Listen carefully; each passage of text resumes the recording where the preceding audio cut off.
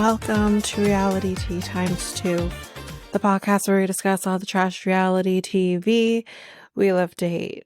I'm Tanika, and today we are going to be finally discussing Married at First Sight from last week.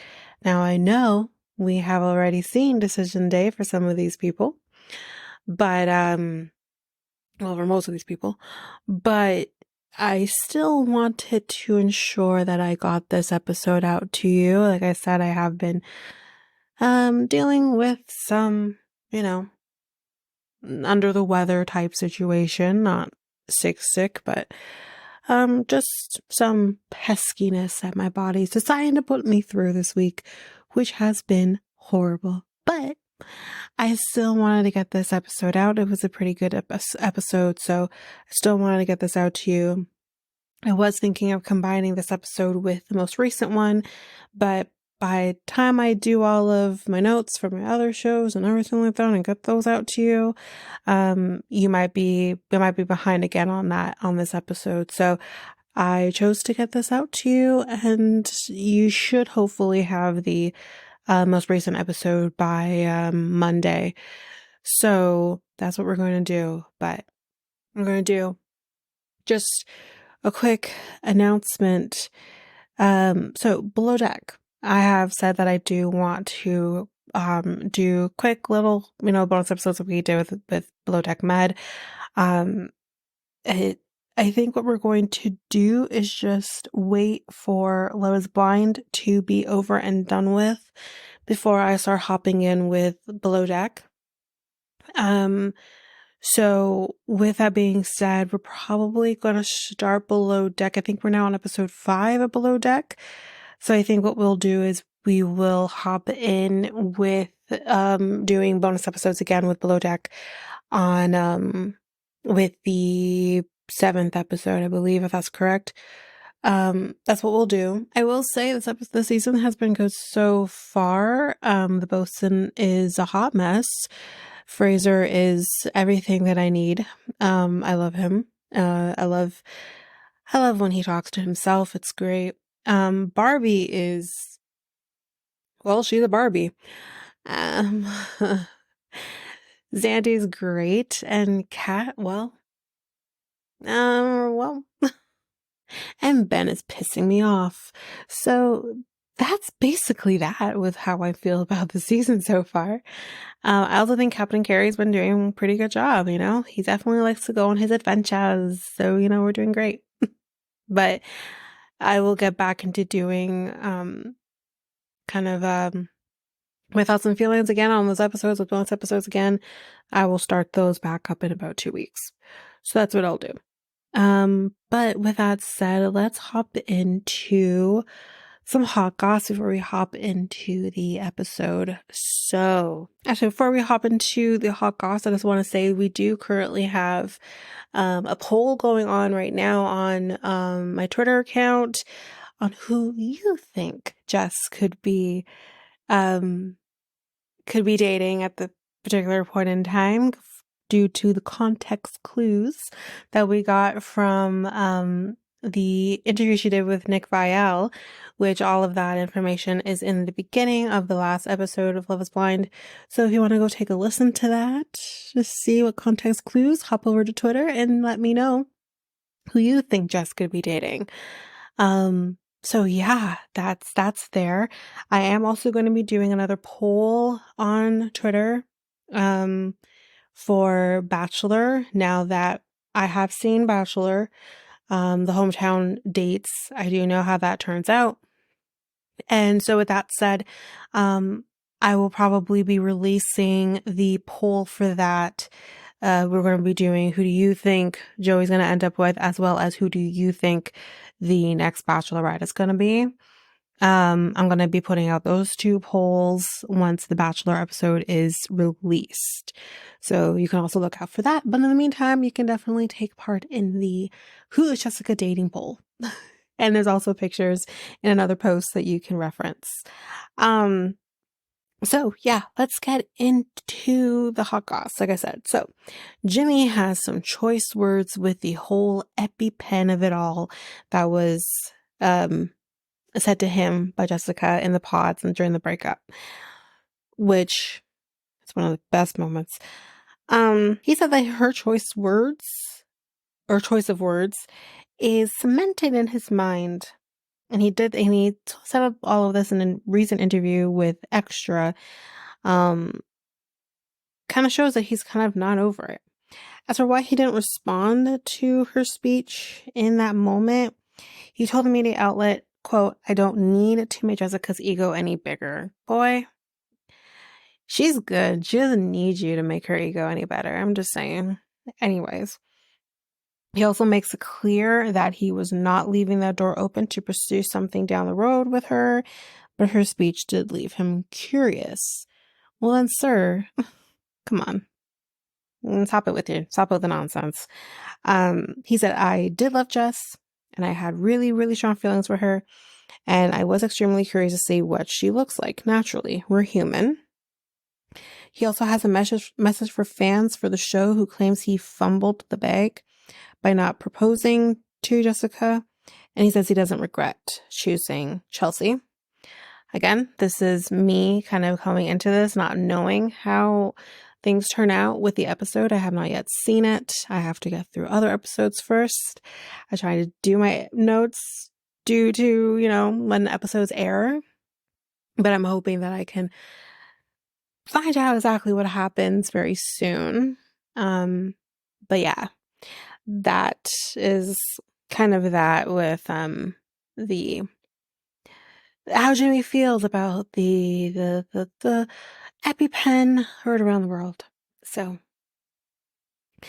next thing that I have for you, Sam and Chitra. So even though I have not yet recapped 90 Day OG, obviously I did watch it. That will be coming very soon. I do know how this particular part of it is, but Sam and Chitra did announce that they are pregnant. That was obvious. I honestly thought that myself. And there was rumbling because they had done that the pictures and stuff with her sister and his brother, and I did see a little belly there. But she was playing coy, but here it is. She is pregnant again. We all know this already. But did you know they actually did a gender reveal? They're having a girl. So congratulations to the both of them. That's so huge. I wish them really, truly all the best. And I think Sam's going to do a great job. I know she's going to do a great job. They're going to be great. So that's really great. So that's that. So the other thing, since we're on the pregnancy trope, if you remember, I announced that Jamie and Doug announced that they were having their third child. Well, make that not just their third, but their third and their fourth. They are having twins. Apparently, Jamie says that she's always wanted to be a twin mommy. She said her little sister and brother are twins. But my mom said it skipped my generation and go to my kiddos, so I never expected I'd end up with twins. So she's happy. They're both happy. That's great. Congratulations to them. Lord. But that's that for them. Now, the next piece of hot gossip that I'm going to talk about is really a tough one. So I'm going to say trigger warning for death, trigger warning for suicide. I'm going to put these timestamps in as well. This is really tough. So if you want to skip this, I would just check down to the show notes, see when the recap starts. I believe I'll be starting the recap after this, and you can skip right to that point. So I'm going to start this now. So Garrison Brown, who is Janelle and Cody's son, has passed away. He was 25. Okay, so this was really tough. This absolutely shocked me. Janelle confirmed the news on Instagram on Tuesday, writing, quote, "Cody and I are deeply saddened to announce the loss of our beautiful boy, Robert Garrison Brown.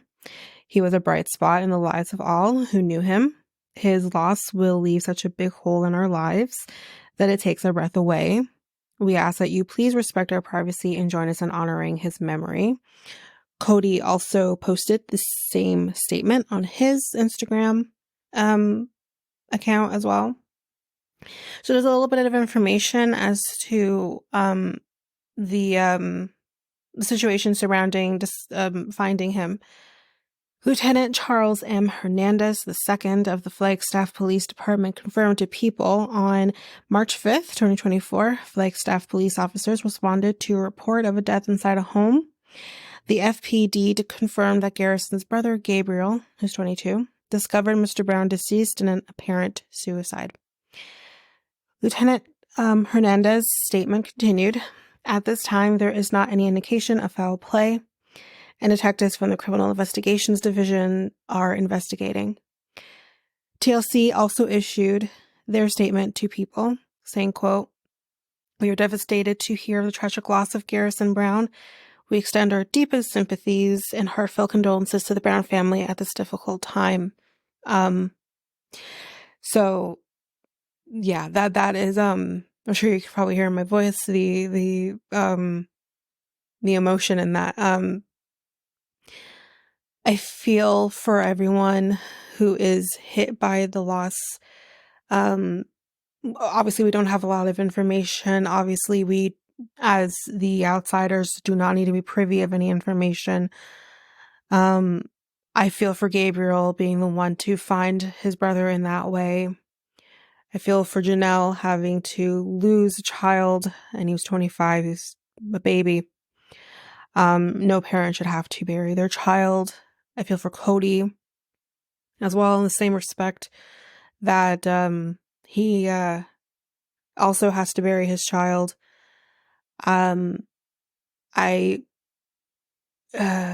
It's really tough for me to say anything nice to Cody, but under these circumstances, it's hard not to. I really hope that he is being kind to himself. Obviously, the very strained relationship with his children, his older children, his adult children, has been very apparent for the last few years. And obviously, we as the fans have seen that unfold. And I do hope that, he is being kind to himself in this moment. Maybe that's me being really nice, but I'm sure that he is probably angry with himself, blaming himself. And this is no one's fault. This is no one's fault. It's not parents' fault. It's not Garrison's fault. He clearly was suffering in ways that we are not aware of.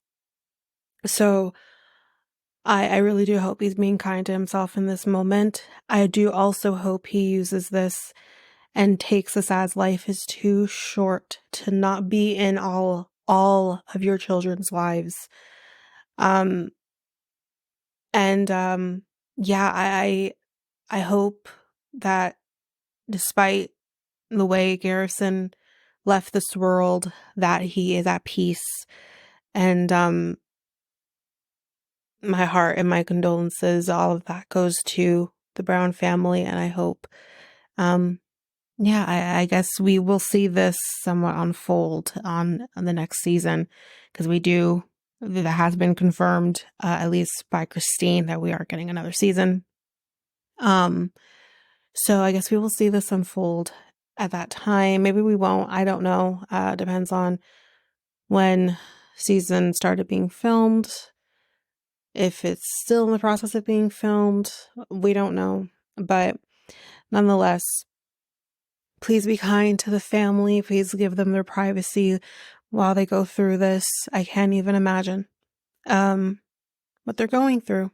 But that's that for that hot goss. Not even really hot goss, more of I can't call that hot goss. That is tragic news. But that is it. Trigger warning is now done. We're going to move into maybe a little bit more fun after that. But let's get into the reason that we are here. Married at First Sight, Season 17, Episode 19, Sex, Lies, and Questionable Behavior. So the first thing that we're going to do here is, because we do kind of have these two different meetings between Claire and Emily. So we're going to do the first meeting with Claire and Emily before we hop into doing couple by couple. So that's what we're going to do. So Claire and Emily are meeting up, and Claire and Cameron are, sorry, let me rephrase. Claire and Emily are meeting up. For example, Claire and Cameron are meeting up, but I meant Brennan and Cameron are meeting up. So decision day, as we know, is 6 days away, although we already know how this turns out. How is Brennan doing? How's it going? And, well, Emily kind of feels that, the accident has kind of been putting them in the right place. Sorry, you know what? Back up. We're going to back it up. We're going to start over. That's what I'm going to do. Claire and Emily are meeting up. We do find out here that Claire has seen Cameron since his surgery. Decision day is about 6 days away. And Claire asks Emily how things are going with Brennan.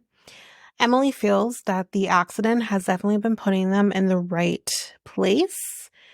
And she says that she has kind of set up reservations at a restaurant for them to kind of go and talk things out and figure things out, But she says that she does want him in her life. We'll see how quickly that changes. So let's get into now the couple. So Becca and Austin are first. They're going to a pottery class.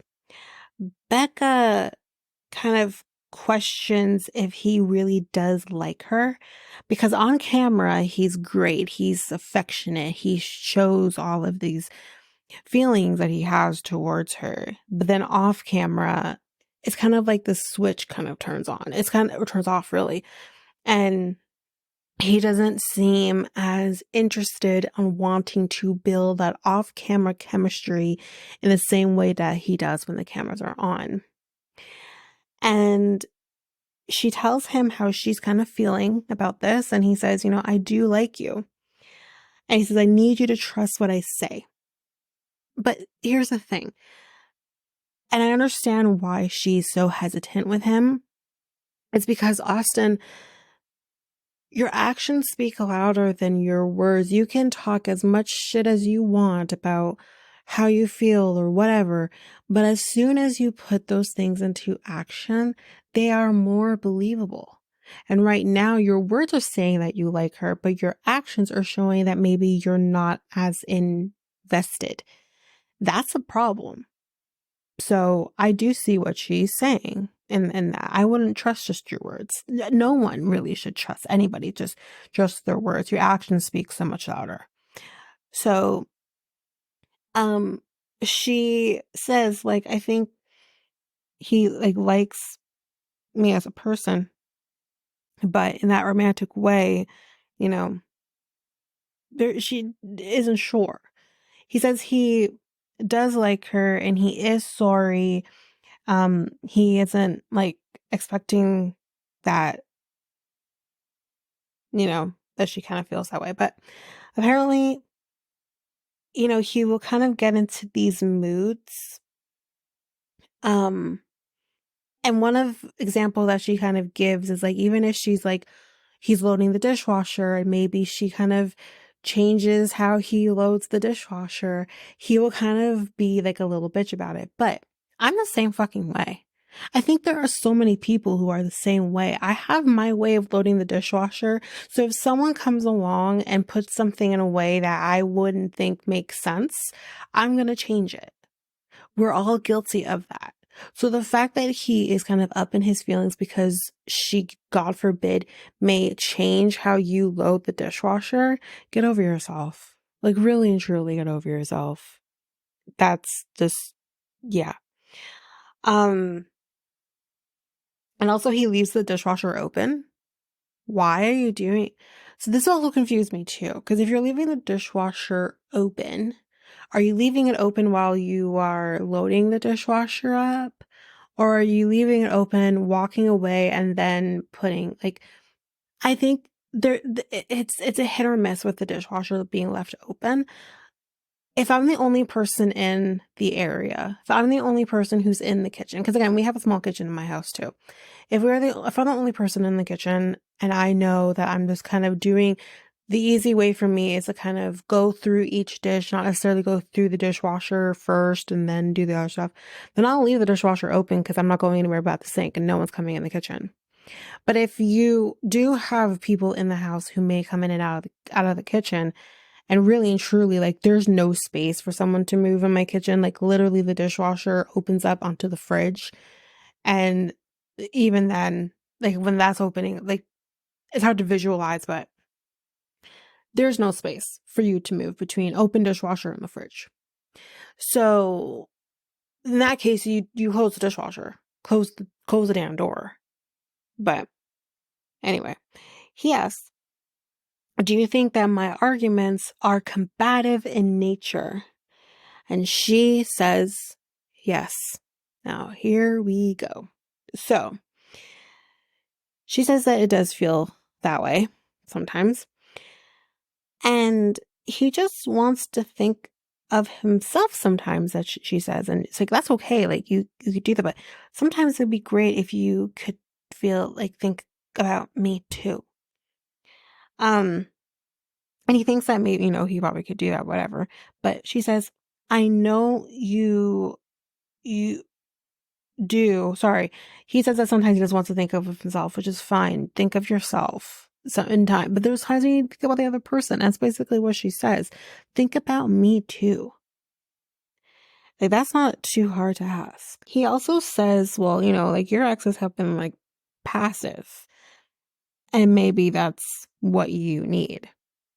Now, to accuse someone, exes, of being passive with her, and maybe that's what you need from somebody. You just need them to be passive.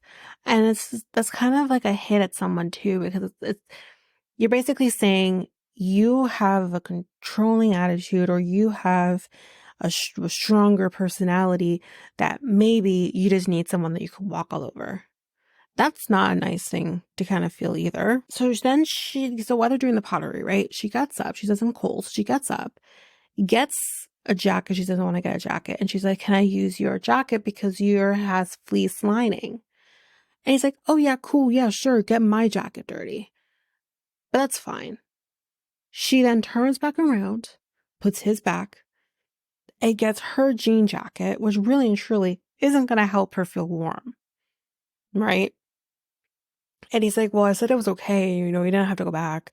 And she's like, well, why couldn't you just say, okay? Why are you so concerned about whether or not I'm going to get your jacket dirty? God forbid dust or whatever, particles of the clay gets on your jacket that can just be brushed off after. Why can't you just, have a little chivalry? Let me have the jacket because I said I'm cold. So instead, now I'm going to use my jean jacket, which again, let me preface, is not going to help with her feeling warm. Let me get that, so your precious jacket doesn't get dirty. And she's right. If I said to my boyfriend, God, I'm cold, do you have a fleece lined jacket or this warmer jacket than what I have on? Can I wear your jacket while we're here because I'm really cold? He's not going to tell me no. A man who cares about you isn't going to basically have this, like, snide comment back to you, like, oh, well, you're going to make my jacket dirty. Like, really? And again, I'm coming from a place where I do know how this turns out and how decision day turns out for them. I don't understand why anyone with all of these red flags, because the red flags really came fast and quick. Not even so much fast, but quick. Once they came, it was quick. And the red flags are just all over the place with him. Like, and they're only going to get worse as we go on with this particular episode and the episode that came out this week. Well, I'm recording this on a Thursday, so it came out yesterday. The red flags are ridiculous with Austin that I just never saw. And guess what, guys? All my predictions so far out the window, I got this all wrong. We all got this all wrong. I thought for sure Becca and Austin would make it. I mean, from this particular episode, I'm like, no, they're not. They're not going to make it. We all got this wrong. Anyway, Lauren and Ryan, pretty sure I said they would work out, and got that wrong. Jesus Lord. And she says, like, you just make me feel like shame. And you make me feel like I'm always doing something kind of wrong. Like she's not satisfied in this relationship. And he says, well, I'm sorry I make you feel like shit, basically. Well, then do something to change it. Like, appreciate her. And he's not. Oh, God. Anyway, let's move on. So, we see, due to the hidden camera, that they are arguing. And the main thing that they are arguing about is the fact that on camera, Becca refers to him as being combative. Now, to not even play devil's advocate, because I think this whole thing is ridiculous, I'm going to say this too. This also kind of can be referred to on Brennan as well. Okay. In this case, Austin, you asked the question, and all she did was simply answer yes. If you didn't want the answer to the question, then don't ask the question. There's that. Secondly, you're getting into an argument with her about how you are portrayed on camera. And yet, you bringing up how you're being portrayed on camera makes you more of an asshole than you just, dealing with how she feels about the situation. Because honestly, I think most of us can agree that a lot of us probably didn't dislike Austin. Maybe some of us didn't like Austin. Maybe some of us liked him a little more than that, but whatever. I feel like no one really had major issues with Austin, right?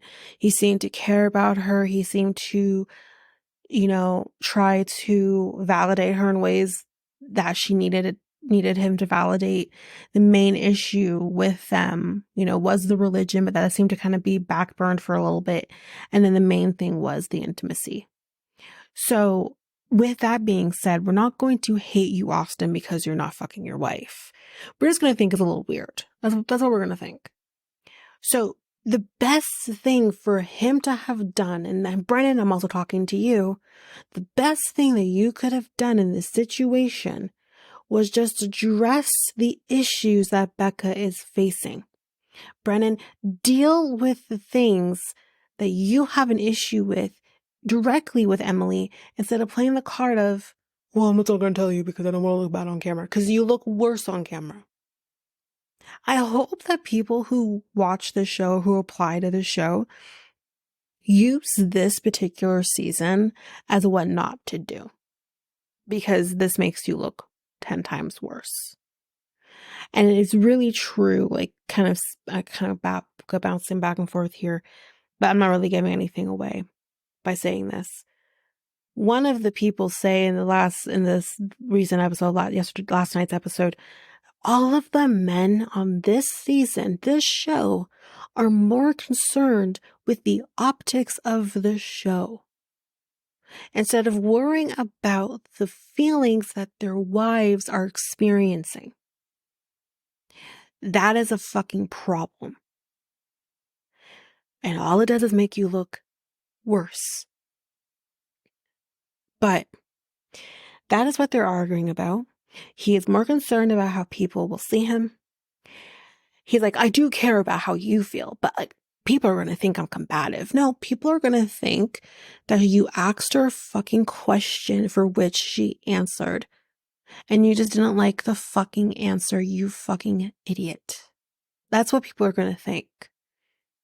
Because honestly, in the moment when that came up and she said, yes, I do feel like you're combative at times, I didn't think, oh, this guy's like a horrible person and he's probably this shitty guy. No, I think that about Brennan, but I don't think that about Austin. You made it worse by bringing it up. Now, this wasn't on camera. This was on hidden camera. But dude, in the words of Maria from Bachelor, we are being filmed 24/7. It's being recorded. So you're trying to have this private situation, which again, we have seen the private conversation happen, or the private stuff happen with like Michael and Chloe, which is this, and I believe was in this episode. Everything's being recorded. Okay. So yeah, like this is ridiculous. So yeah, he's more concerned about that.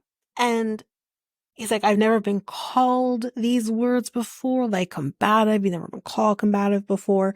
But no one, she didn't even call you combative. You're being combative now. Not even so much combative. You're being unreasonable, the right term to use here. But she didn't even call you combative. She just responded to you asking her if she thinks you're combative. That's what she did.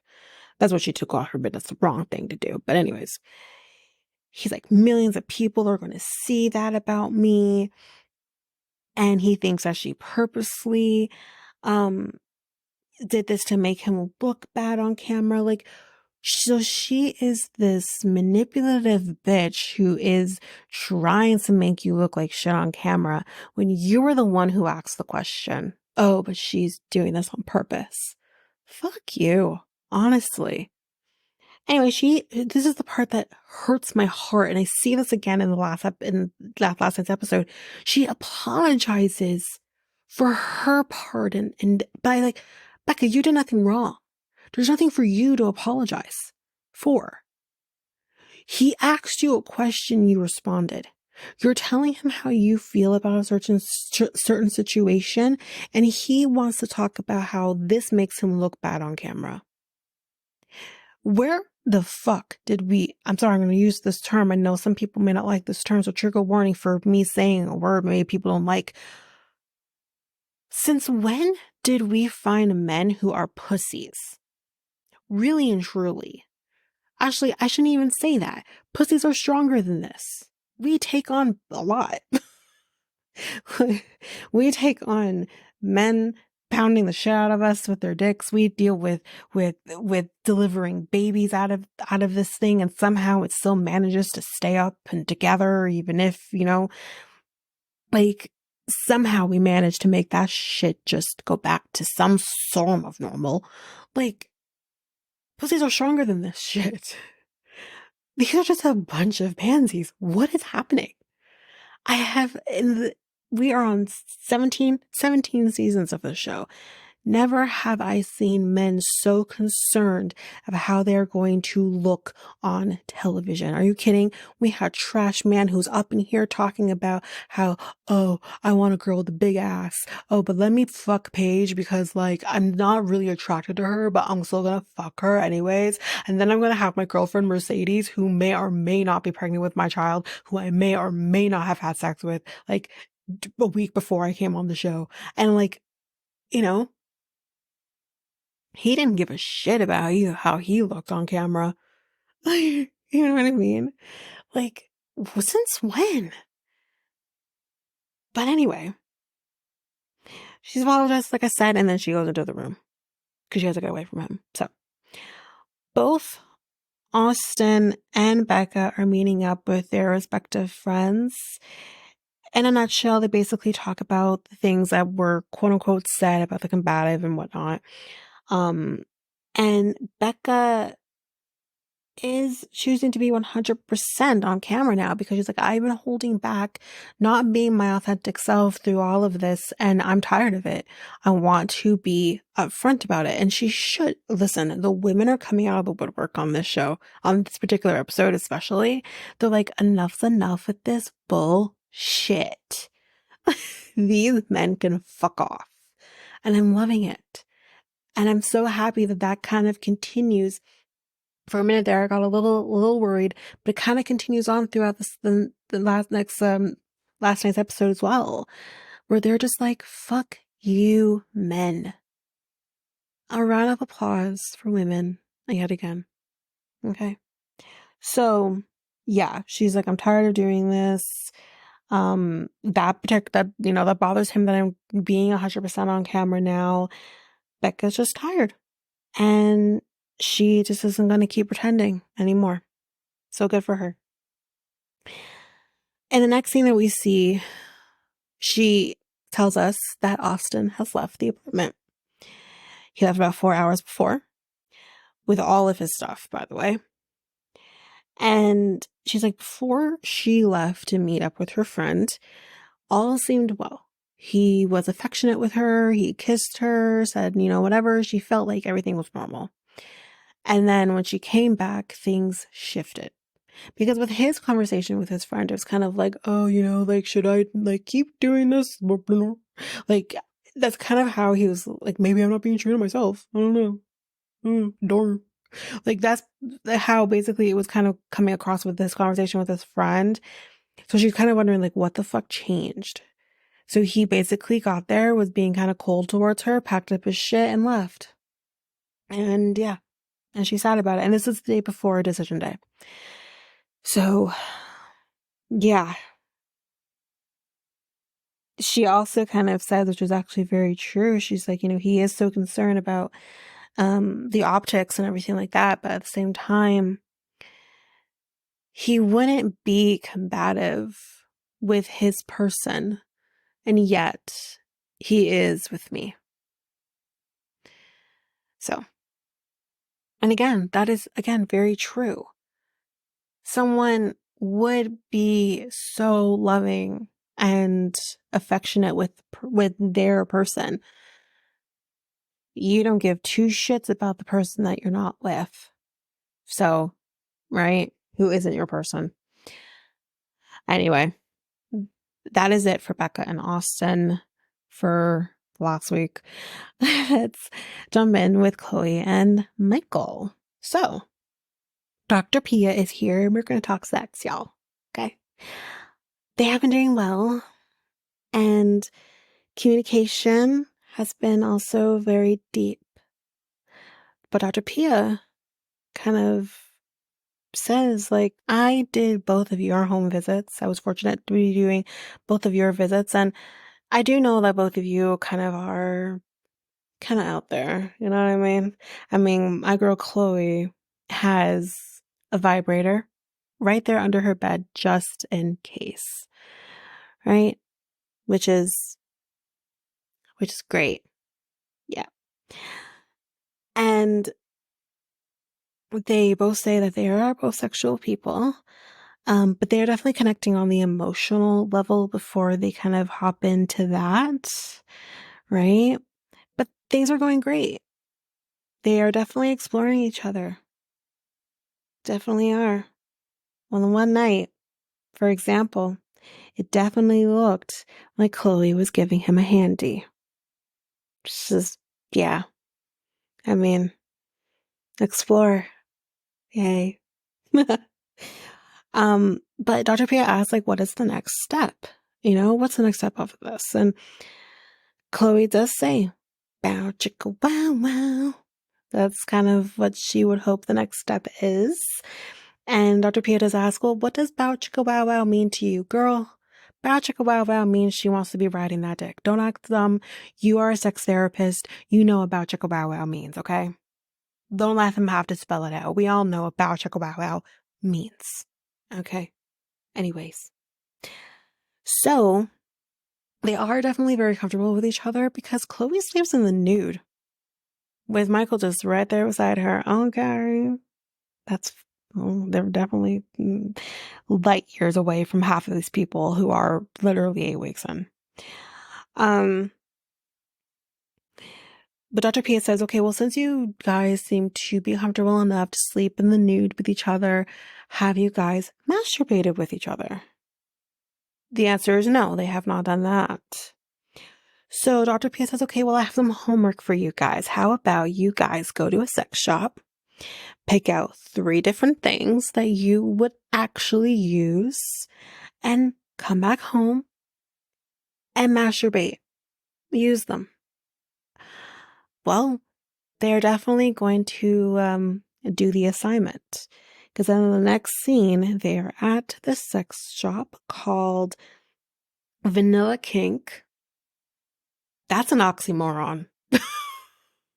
How was it vanilla and then kink? But anyways, whatever. Um, so Michael says, well, somewhere on the freak meter, about like a 6.8 or whatever the hell he said. He's like, I'm a little, but there's still room for growth. He's open, which is honestly all you ask for from somebody who is maybe a little lower on the freak meter. You just want them to be open with the idea. Trust me, I know what it feels like to be with somebody who isn't open to the idea of being a little more freaky. Yeah, it was a hell no for him. Not the person I'm with now. But anyways,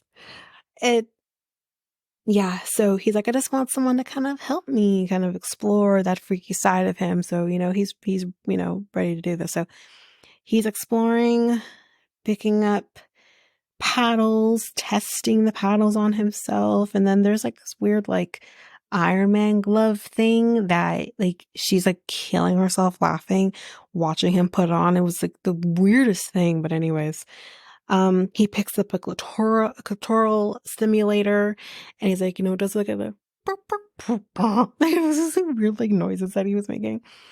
And she's like, do that again. And he does it again. It was so cute. But I guess they do pick up the clitoral stimulator, which is great fun. And yeah, they pick up some of those things as well. And he gets a little toy for himself and they're going to test these things out at home. So the sex shop was fun, right? Well, now it's that night and they're going to test these things out. Now, I have one question. Did they clean it before they used it? Just out of curiosity. I'm just saying. You never know, right? She actually proceeds to smell the sex toys. Why? They're just going to smell like rubber. That was so weird. Michael also names his sex toy Penelope. Okay. And now they're going to go try them out. And y'all, we will find out how that turns out next week. Not last night, but next week. How that night turned out for them. Next, which I think is the last couple that I have. Yeah, Emily and Brennan. So we got a lot with this. We always do. So they are at dinner. And, she's feeling better about, after the accident and everything. He feels good too. So the friendship, comes up and at this point, and she says, well, you didn't really make that clear with the friendship situation. And, not a mind reader. You said you don't, that was one of the issues with you and your exes, and you then expect me to be a mind reader, and that's great. She's had it. And I don't know how quickly she's had it, but she's had it. He says, well, I was trying. And she says, well, you were? Because, the walls went up, like, right after the honeymoon. How are you trying? And he's like, so are we going to talk about all the negatives tonight, or what are we doing? And again, it's like, it's not negative. It's trying to grow from the issues if you have a fucking chance. But anyway, he asks, was it me kind of being, was it me staying, or was it you convincing me to stay? What? This guy. I can't. She says, oh no, definitely me convincing you to stay. Like, you would have left otherwise. And that's a fair assessment. He says, well, if I didn't stay, brace yourselves, everybody, for here comes men. Actually, here comes a narcissistic man. It's a little different.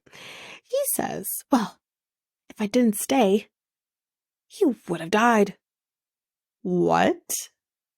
Wait, what? He's like, you would have been out there by yourself and you would have died. And she says, I just feel like you didn't give it your all. And she also says in response to that fuckery, I didn't write this down, but it's in my memory. She says, if we weren't together, I probably wouldn't have been out there to begin with. Like, that's not exactly an argument. And what if you would have been dead? This fucking guy. Anyways, he's like, it's like, I know you don't agree, but like, elaborate or whatever on what the issues are that you have with me. This is her saying it to him. And he's like, well, you know what? You are just so fucking negative. And he's like, for example, you made the comment about Michael and Chloe's vows being vanilla. Now, Emily does say in this moment that is the most hurtful thing you could have ever said to me. I am the most positive person. And the thing is why I kind of like I'm sure, and generally speaking, she's a positive person, yes.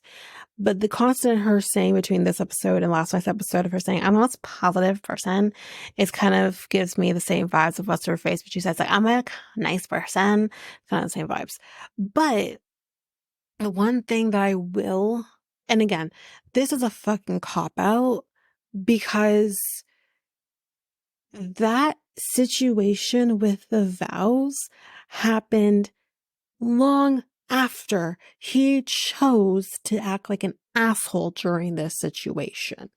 You want to sit here and talk about how she's a negative person?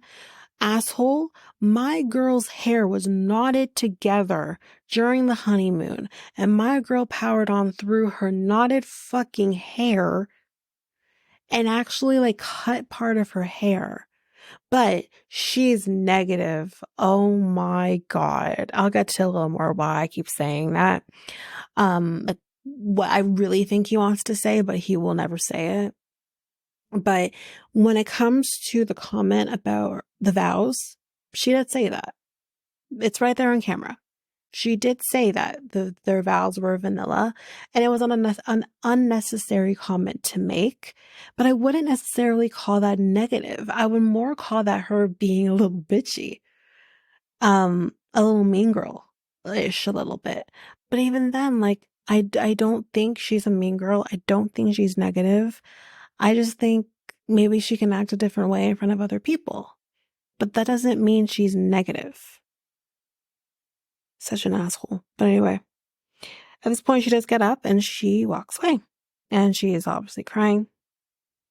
In the next scene, we see her sitting on the floor of the bathroom, which, ew, talking to the producer. The producer is shocked by what he has said. And she would never describe Emily as being negative. She can't believe he even said that. Now, she wants to go back out there and talk about the red flags that he has about her. So she goes back to the table, she orders more wine, and she says, let's get this shit over and done with. He says nothing. And he says, it's hard for me because I don't want to hurt your feelings. And she says, I have been the same person throughout this. You never gave me the chance to fix anything. And he says, you know what? Let's talk about something a little more positive now. Now, here's where I'm going to put my thoughts and feelings into Brennan a little bit. He doesn't want someone who's necessarily positive and wants someone who's not negative. He just don't want someone to shut up and say, yes, dear. He wants to silence women. That's what he wants to do. There's nothing about him being, you're too negative or this and that. It has nothing to do with that. We do see that Brennan is kind of leaving and he's going back to his place. And then we see another scene here with Claire and Emily. And Claire has got a bomb to drop. So Emily does tell her how everything went down at the dinner. And Claire says, well, I have been kind of protecting you about something that I do know. But you know what? Fuck it. Because I think you do need to know. Why wouldn't the fuck you tell her this? And then a decision day, she would have said yes to this fucking guy anyways. nonetheless, let's continue. She's like, I heard through the grapevine, Cameron, that he has been double dating with Cameron. And Emily's like, I knew it deep down. I knew that he was a fucking trifling asshole. I knew it. She's like, at the heart, he didn't respect me. And he didn't. He definitely didn't respect her. And she's like, it sucks, but it validates where she is now. And she says it's going to end the way it needs to. And here's how it's gonna end. The video call with Brennan. She's like, well, you know what, Brennan, you're an asshole because I found out you went on dates, you dick. It's not what she says. I'm paraphrasing. She tells him that, you've been so worried about your image that now you look like a dumbass.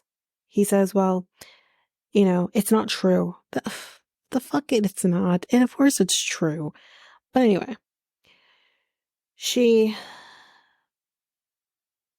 sorry, before I say what she says, he says that it's a sick joke. Okay. Really funny. She says, you can't take any accountability. He says, well, the negativity is why the relationship, would never have worked. But again, if we refer back to what I said earlier, that this goes way before the negativity. He's just finding the one thing that he can hang on to as an excuse.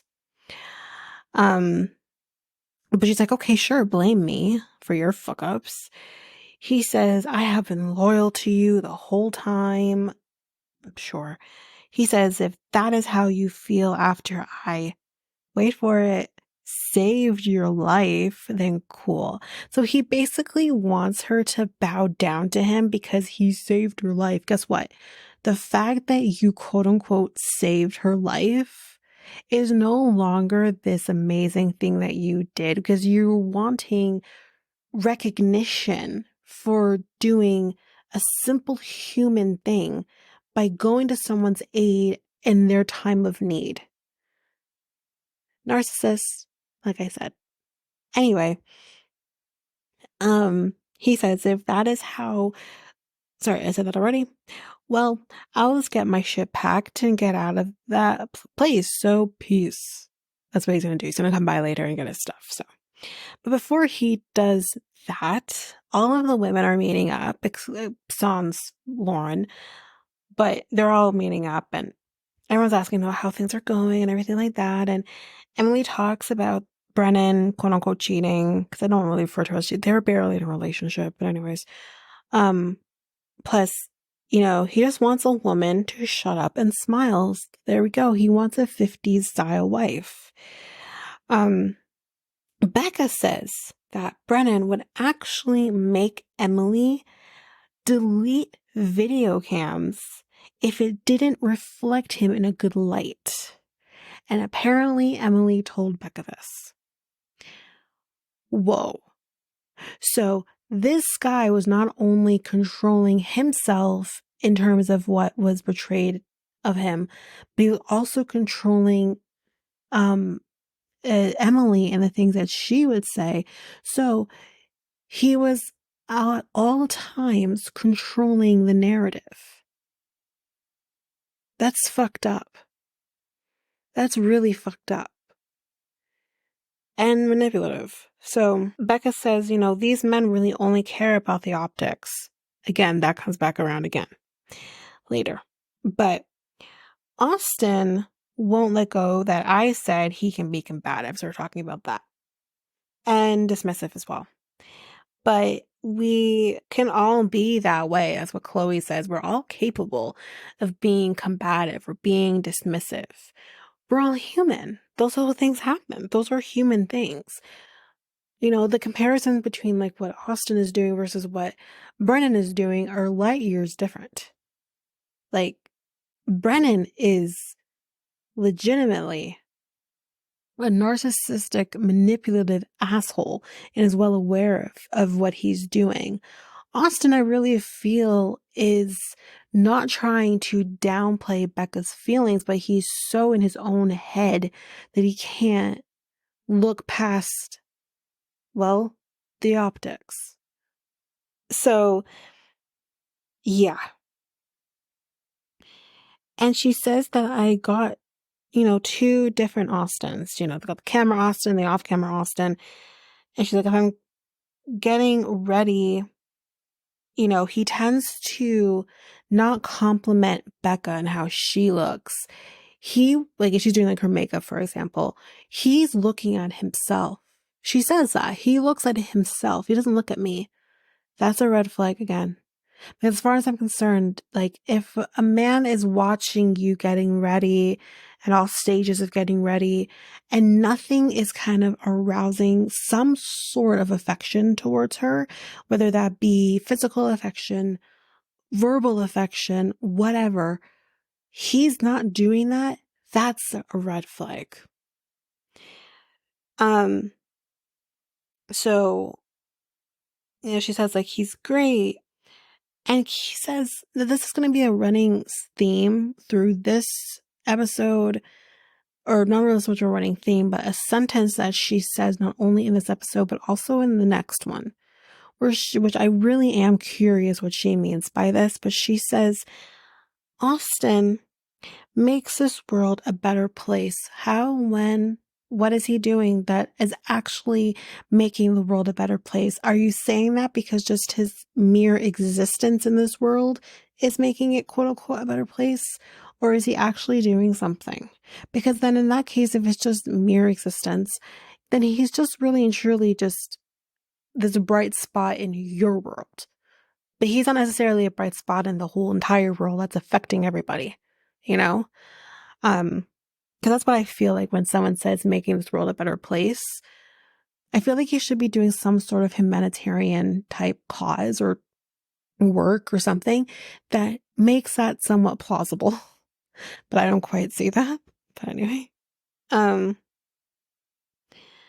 Emily's face when she said that too was by far the greatest thing. She's like, the fuck are you talking about? But then she says that she just kind of wants the cameras and everything to go away so that it maybe can make things a little easier on her. That is wishful fucking thinking. If he can't do at least half of that now, then he's not going to do any of it once the cameras are gone. And we'll see how that turns out. But we've got a little bit more left and then we are done with this episode. So now Brennan is at the apartment packing up his shit. And we're not going to really talk much about that. But what was great here is that he comes over back into the living room from packing up his bags. And he's like, do you want to talk? She says no. He's like, okay, well, bye then. Like, she literally says, no, I don't want to fucking talk to you. Get the fuck away from me. And good for her. But that is it for last week's episode of Married at First Sight. Again, you will get last night's episode by Monday. Usually that's kind of when I roughly try to get them out to you. You'll have that. You probably will have Love is Blind around then too. And then you will, we also have a new episode coming up, new show that's coming up soon too. But that is it for now for Married at First Sight. So if you like what you heard, please rate, review the podcast on either Apple Podcasts or Spotify. Also, don't forget that you can also share us with everyone in your life if you really love this. And I do want to read those reviews. I'm definitely getting 5-star ratings, but I want to read those reviews. So send me those reviews and I will read those 4 and 5-star reviews on the podcast. Also, we're on every one of your favorite podcast apps, every one of them, including you can find us on YouTube at Reality Tea Times 2. If you want to connect with us, you can do so by going to either Facebook or Instagram at Reality Tea Times 2. You can also find us on Twitter, TikTok, Reddit at Reality Tea Times 2 Pod. We also have our email, which is at realityteatimes2@hotmail.com. Definitely want to hear from you guys. And we also have our new website where you can listen to all of these episodes. You can review the podcast on there as well. You can connect with me in any way, all the stuff. It's all there, and you can find me there at www.realityteatimes2, all spelled out, .podpage.io. It's there. And don't forget, I also have my other podcast with my friend Mikkel, Next Take Podcast, where we talk about all kinds of different topics. But you can find us on any of your favorite podcast apps over there as well. Or you can also go to YouTube and you go to Next Take Podcast, as well as our website, which is solo.to/Next Take Podcast. So yeah, there's that, and that's basically that. And again, don't forget, if all of this information is overwhelming, we do have all of the links, everything in our show notes. But that is it for now, guys. Thanks.